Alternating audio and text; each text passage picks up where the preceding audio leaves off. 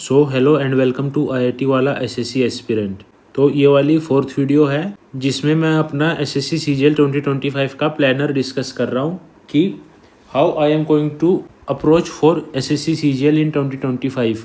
इस वीडियो से पहले मैं इसके 3 पार्ट्स में बाकी चीज़ें डिस्कस कर चुका हूँ। अबाउट माई सेल्फ, मैंने 2024 में क्या मिस्टेक्स किए, क्या मेरे पॉजिटिव स्टेप्स थे, मेरी ओवरऑल 2025 के लिए क्या स्ट्रेटजी है, इसमें मैं मार्क्स रेंज का कैसे इस्तेमाल करने वाला हूँ फुल लेंथ टेस्ट के लिए।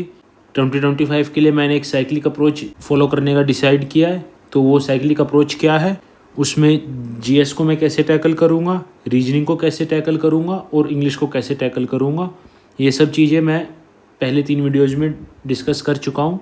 आई होप आपने वो देख ली हो।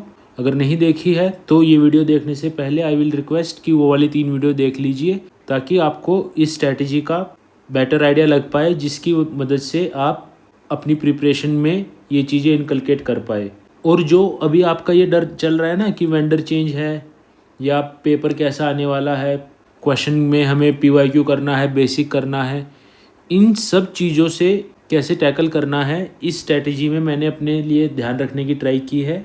इसके अलावा जो अलग अलग कंपोनेंट होते हैं, हमें बेसिक पढ़ना होता है, हमें सेक्शनल करने होते हैं, फुल लेंथ टेस्ट करने होते हैं, इन सब को ध्यान में रखते हुए और अपना जितना भी एक्सपीरियंस अभी तक मेरा पेपर्स को दे के आया है, चाहे वो यूपीएससी का हो, जेई के हो, एसएससी के हो, स्टेट पीसीएस हो या जो भी एग्ज़ाम हो, उन सबको ध्यान में रखते हुए मैंने ये वाली अपने लिए 2025 का एक अल्टीमेट प्लान बनाने की ट्राई की है। Just a recap of previous things. ये ओवरऑल विजन क्या है, मेरी क्या क्या गलतियाँ थी, क्या क्या मैंने ठीक स्टेप्स लिए, क्या मेरे मार्क्स रेंज है, इसके लिए जो साइक्लिक अप्रोच है उसके 6 कंपोनेंट है, इस साइक्लिक अप्रोच से मेरे को क्या फ़ायदा होने की उम्मीद है जिसके लिए मैंने ऐसी अप्रोच बनाने का डिसीजन लिया है, उसमें जीके को मैं कैसे टैकल करने वाला हूँ, रीजनिंग के लिए मैंने क्या प्लान रखा अपने लिए, इंग्लिश को कैसे अच्छे तरीके से ब्रेक डाउन करके तैयार किया जा सकता है ताकि वहाँ पे अननेसेसरी टाइम भी ना देना पड़े और इंश्योर कर पाए कि ग्रामर, वोकैब और कॉम्प्रिहेंशन तीनों पार्ट्स को हम ठीक से टैकल कर पाए। तो इस डिस्कशन में हमारा नेक्स्ट स्टेप है मैथ। तो मैथ के लिए मैंने क्या प्लानिंग की अपने लिए, इफ़ेक्टिव स्टडी आवर मैंने इसके लिए डिसाइड किया है 6 घंटे। इसको मैंने 3 स्लॉट्स में ब्रेक डाउन किया है। स्लॉट 1 मेरा होगा जहाँ पे मेरे को चैप्टर वाइज नोट्स बनाने हैं और उस चैप्टर के क्वेश्चन सोल्व करने हैं। इस स्लॉट के लिए मैंने करीब करीब अपना 4.5 घंटे का टाइम अलोकेट किया है। तो वो 4.5 घंटे में एक बार में ना करके 2 स्लॉट्स में पढ़ूंगा, करीब करीब 2.5 घंटे। और ये डिफ़ाइन किया कि ये जो 4.5 घंटे मेरे को बैठ के पढ़ना है, तो इसके लिए यूँ ना हो कि पूरा एक दिन ले लूँ मैं। तो उसके लिए मैंने 6 घंटे की रेंज डिसाइड की है।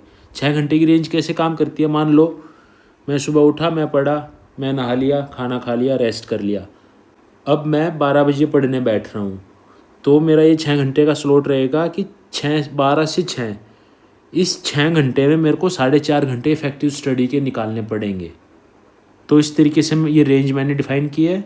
ऐसे इंग्लिश में भी डिफ़ाइन की थी कि इंग्लिश के लिए पूरे घंटे मेरे को 4 देने हैं इफेक्टिव स्टडी के और रेंज है 5 घंटे की। तो जो ये साइक्लिक कंपोनेंट होता है, अब इससे क्या फ़ायदा रहता है आप लास्ट में अच्छे से समझ पाओगे। ओवरऑल आइडिया क्या रहता है, 2 या 3 दिन में अपने को एक साइकिल कंप्लीट करनी है और फिर ये साइकिल्स ही अपने को चलाते रहनी है ताकि पेपर तक अपना सब कुछ कवर हो जाए। और इस साइकिल के जो कंपोनेंट है ये थोड़े थोड़े हम मॉडिफाई करते रहेंगे, वो आगे अब समझ लेंगे अपन कैसे। तो मैथ के लिए मैंने एक स्लॉट में तो अपने चैप्टर नोट्स को टारगेट करने का डिसाइड किया और उसके क्वेश्चन प्रैक्टिस करने का। एक स्लॉट में मैंने 1 घंटा रखा है जहाँ पे मेरे को मैथ का एक सेक्शनल करना है। इंग्लिश और रीजनिंग के लिए जहाँ मैंने 2 सेक्शनल रखे हैं, क्योंकि वहाँ पे सेक्शनल करने में और उसको रिवीजन करने में काफ़ी कम टाइम लगता है, लेकिन यहाँ पे मैंने 1 घंटे के स्लॉट में एक ही सेक्शनल टारगेट किया है। क्यों? क्योंकि मान लो वो एक सेक्शनल में 25 क्वेश्चन है, करने में 22 से 25 मिनट तो लगे ही लगेंगे। उसके बाद अगर वहाँ पे कोई मेरे को कुछ सेक्शनल के नोट्स रिवाइज करने पड़ गए, लाइक अलजेब्रा का कोई गलती हो गई, ट्रिग्नोमेट्री है या प्रॉफिट एंड लॉस का मेरा कोई टॉपिक मैं रिवाइज नहीं कर पाया, तो 25 मिनट वो क्वेश्चन करने के बाद 35 मिनट में मेरे को अपने नोट्स पे आके उनको रिवाइज करना पड़ेगा। तो इसलिए 1 घंटे के स्लॉट में एक ही सेक्शनल टारगेट कर पाऊँगा मैं। अब इसका मतलब ये नहीं है कि मैं खामखाई में यूँ करने लगूँ कि 1.5 घंटे का स्लॉट रख लूँ और मैं 2 सेक्शनल करूँ। तो वो 2 सेक्शनल में 1-2 दिन के लिए वो अच्छा लगेगा कि यार मैंने क्वेश्चन ज़्यादा कर लिए, लेकिन फिर जो बाकी चीज़ें हैं, मान लो मेरे को चैप्टर के नोट्स बनाने हैं, मेरी वो चीज़ें सफ़र होने लग जाएंगी। या जो मेरा ये जो स्लॉट नंबर 3 है, मेरे को कैलकुलेशन अपनी फास्ट करनी है। पिछले अटैम्प्ट में मैंने मैथ में एक सबसे बड़ी गलती यही की थी कि मैं चीज़ों पे फोकस तो कर रहा था, लेकिन जो ये कैलकुलेशन वाला पार्ट है ना, इसको मैंने नेगलेक्ट कर लिया। मेरे को लगा कि जो ये छोटी मोटी सिंपल टेबल होती है, स्क्वायर है, ये ना याद कर करके हम जल्दी जल्दी हो जाएंगे। फ़र्क ज़्यादा नहीं आता है, फ़र्क इतना आता है जब आप पेपर कर रहे होते हैं, जब आपको जो कैलकुलेशन करनी है, जो कैलकुलेशन आप 10 सेकंड में कर सकते हैं, मतलब क्वेश्चन नहीं कर रहा मैं 10 सेकंड में, क्वेश्चन के अंदर कैलकुलेशन 10 सेकंड में जो आप कर सकते हैं, वो मेरे को पेपर में रियलाइज़ हुआ 10 की जगह मेरे को 25 सेकंड लग जा रही है, कहीं पे 20 सेकंड लग जा रही है। तो वो कैलकुलेशन भी मैथ में थोड़ी सी फास्ट करनी पड़ेगी अपने को। तो उसके लिए मैंने एक अलग से स्लॉट रख लिया अब की बार। तो मैथ के ये तो हो गए मेरे 3 स्लॉट्स, मतलब जो मैं 6 घंटे की इफेक्टिव स्टडी में टारगेट करने वाला हूँ। तो उसके लिए जो चैप्टर वाला स्लॉट है इसकी 6 घंटे की रेंज है, और जो बाकी 2 स्लॉट है इसके लिए 90 मिनट की रेंज है। तो अप्रोक्सीमेटली मान लो अगर मैं किसी दिन 12 बजे मैथ पढ़ना चालू करता हूँ तो 7:30 या एक्सटेंड करके 8 बजे तक, तो 12 से 8 तक मैं मैथ पढ़ूँगा और इंश्योर करूँगा उसमें मेरा ये तीनों स्लॉट्स को मैं अच्छे से जस्टिफाई करके पढ़ पाऊँ। इसके लिए अब मैंने कुछ चीज़ें अपने लिए और डिसाइड की है। जैसे अभी जो भी मैं प्रैक्टिस करने वाला हूँ आगे, तो जनरली अभी पिछली बार मैं क्या गलती कर रहा था, मैं एक रफ रजिस्टर का इस्तेमाल करता था। उसी रफ रजिस्टर में मैं मैथ कर रहा हूँ, रीजनिंग कर रहा हूँ, इंग्लिश का भी प्रैक्टिस वहीं पे कर दे रहा था कुछ मतलब। तो मैथ के लिए एक अलग से रफ रजिस्टर लगाऊंगा मैं अब की बार। तो उस ये वाली रफ रजिस्टर की ट्रिक मैंने एक फ्रेंड से सीखी है, काफ़ी अच्छी लगी मेरे को वो ये ट्रिक।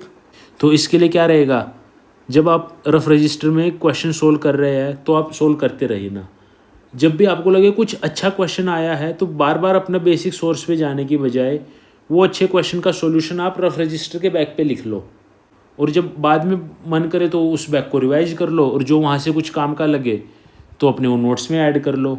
इससे आपके नोट्स भी काफ़ी बल्कि नहीं होंगे, क्योंकि कई बार क्या होता है एक क्वेश्चन ना अपने को at the point of time लगता है वाह क्या क्वेश्चन है भाई, ये तो मेरे को आना चाहिए, लेकिन जब 2-3 बार वो रिवाइज कर लेते लगता है यार इतना भी अच्छा नहीं था, और ये ज़रूरी भी नहीं है इतना ज़्यादा। मतलब कई बार जो अपने नोट्स में ना अपने को कोर चीज़ें रखनी है, जो ये पेरिफेरल चीज़ें हैं ना जिनका आने का चांस बहुत कम रहता है या नेग्लिजिबल होता है, तो उन चीज़ों को कोर में नहीं डालना अपने को, वो रफ रजिस्टर के पीछे रहेंगे।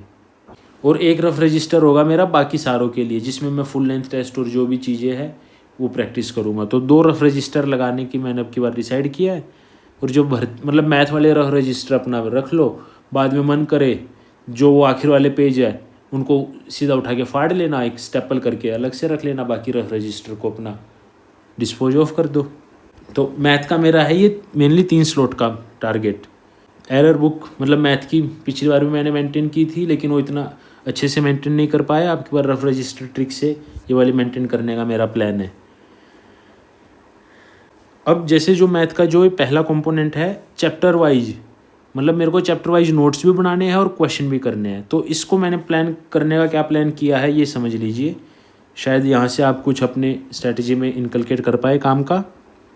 तो इसके लिए ना मैंने देखो 3 सोर्स पता किए हैं, मतलब सोर्स काफ़ी देखे, करीब 10-15 देखे, मेरे को सबसे 3 ये रेलेवेंट और बेस्ट लगे हैं। एक तो है पिनैकल की 6th एडिशन, इन्होंने क्या कर रखा है, ये चैप्टर वाइज चैप्टर मैंने ये पिनैकल वाले नाम लिख लिया है कि नंबर सिस्टम है, HCF LCM है, सिंप्लीफिकेशन है। ऐसे ही गगन प्रताप सर की कंसेप्ट किंग की बुक उनकी काफ़ी अच्छी है। कोर्स मत लेना, पेड वाला तो बिल्कुल मत लेना, लेकिन बुक ज़रूर देख लेना, बुक बहुत काम की है। तो कंसेप्ट किंग की जो बुक की PDF है उन्होंने ये इंडेक्स में ऐसे ऐसे सारा कुछ दे रखा है। और एक है ये YCT यूथ कंपटीशन करके कुछ है इसकी फुल फॉर्म। इस बुक का काफ़ी अच्छा कंटेंट है क्वेश्चन के लिए, तो मैं इसको कैसे इस्तेमाल करने का प्लान कर रहा हूँ, जो पिछली बार मैं अपने नोट्स बना चुका हूँ। अगर एग्जांपल ले तो ट्रिग्नोमेट्री का, ट्रिग्नोमेट्री के मेरे 5 पेज के नोट्स बने हुए हैं, तो मैं अपने वो नोट्स लूँगा। पिनेकल के अंदर भी ट्रिग्नोमेट्री है, पिनेकल वाली PDF खोली, वहाँ पे ट्रिग्नोमेट्री देखा एक बार। कंसेप्ट किंग के अंदर भी ट्रिग्नोमेट्री है, वो भी खोल ली। अपने नोट्स को 1-2 बार रिवाइज किया, फिर देखा कि कंसेप्ट किंग और पिनेकल यहाँ पे कुछ एक्स्ट्रा है या नहीं है, क्योंकि वो वाले नोट्स मैं पहले भी इन दोनों को देख के बनाया हूँ, तो मेरे को नहीं लगता कुछ ज़्यादा मिस हुआ होगा। अगर एक आधी चीज़ मिस हुई होगी तो 15-20 मिनट में उनसे मैं अपने नोट्स में डाल लूँगा। तो जब मेरे ये नोट्स बन जाएंगे, तो अब इन नोट्स में, क्योंकि मैं पिछली बार काफ़ी भगा भगा के थोड़े गंदे तरीके से बना लिए थे मैंने, तो 1 घंटे में ट्रिग्नोमेट्री मेरा पूरा रिवाइज हो जाएगा इस तरीके से। फिर थोड़ी सी मेहनत लगेगी मेरे को, फिर A4 शीट लूँगा, ट्रिग्नोमेट्री के इन नोट्स को मैं थोड़ा सा स्ट्रीमलाइन करके एग्ज़ाम ओरिएंटेड एक बार फिर से बनाऊँगा। तो इसमें 2 घंटे लग जाएंगे मुझे करीब करीब करने में, मतलब जितना भी टाइम लगेगा। ट्रिग्नोमेट्री के वो नोट्स बना लिए। अब इसके साथ साथ एक बाकी ये सारा काम करूँगा A4 शीट पे। अब जब मैं ट्रिग्नोमेट्री जो ये वाला स्लॉट है, स्लॉट में मेरे को चैप्टर नोट्स भी बनाने हैं और क्वेश्चन भी करने हैं। तो ट्रिग्नोमेट्री के क्वेश्चन मैं करूँगा YCT से।